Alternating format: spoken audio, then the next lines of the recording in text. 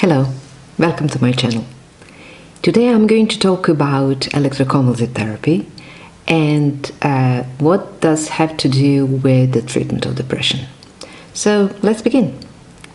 In this series of short movies about electromagnetic stimulation and especially electromagnetic stimulation of brain, I was talking previously about some novel kind of stimulation, but to understand all of this, we really need to dive deeper in the history of electromagnetic stimulation.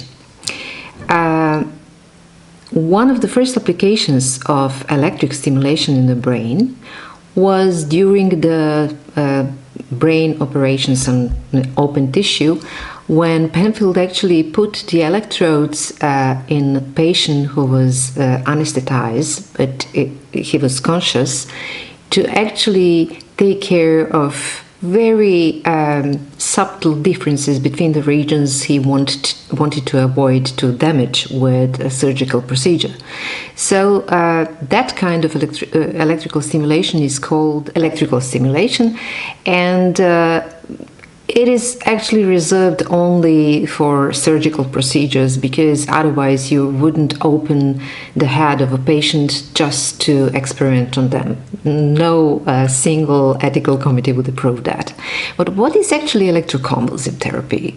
First of all, to explain, convulsion means activity of the muscles which really resembles the state when a person, for example, has epileptic attack, meaning that due to certain electrical stimulation in the brain or events in the brain, because it can be a natural cause,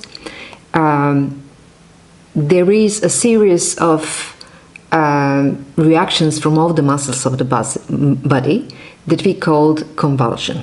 So, electroconvulsive therapy was first discovered in 30s in Italy, but by Professor Cerletti.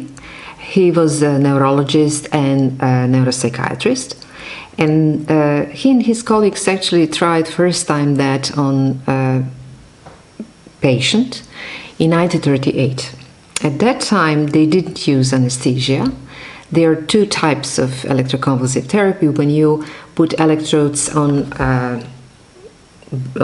head, on temples, or it can be unipolar stimulation, which is newer technique. So this generation of electrical field, which as a consequence have a certain amount of electricity to enter the brain and comes from one electrode to another, passing to the tissue, used to be painful, because in the skin and in tissues which are on top of our skull, we have receptors which translate that sensation to pain. But it lasted to 60 seconds maximum, and even shorter. And during that electrical stimulation, it happens that you actually induce a kind of seizure in a patient. That used to be applied in patients who have really severe psychiatric disorders. And today, electroconvulsive therapy is applied together with anesthesia, of course, and it's completely different kind of experience that patient can have, but it's seldom used only in cases when nothing else helps. For example, in treatment-resistant depression. Treatment-resistant depression is so severe depression which did not positively react on any tried treatment. For example, in clinical practice, it usually means that that patient didn't react on several different sorts of medication that were tried, and the quality of life is so low that there is a high suicidal risk in that person. So in that case, it is there is a justification to apply this kind of technique. Also, this treatment can be applied in people with catatonia, or if they have mania, in bipolar depression disorder. But today, this is applied only with informed written consent by the patient. Anesthesia, total anesthesia is applied, but there are some side effects in some of the patients. For example, a person can feel a little bit confused after the treatment, or it can suffer from temporary loss of memory, and that can last for a couple of hours after the stimulation, from 15-20 minutes to a couple of hours. That person after the treatment also can experience nausea or uneasy feeling of, because this is a shock for the whole organism. But from the point of view of clinicians who are working with severe depression cases,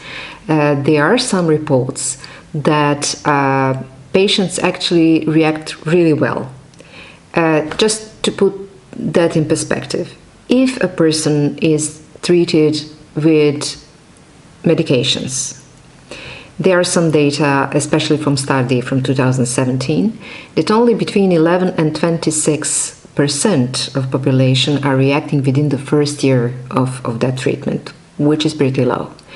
If we apply other forms of treatment, combination with psychotherapy and some electromagnetic stimulation, there is also increase in that percentage, but electroconvulsive therapy is actually helpful sometimes in 83% of the patients, and this is especially recommended in patients who are at high risk of suicide.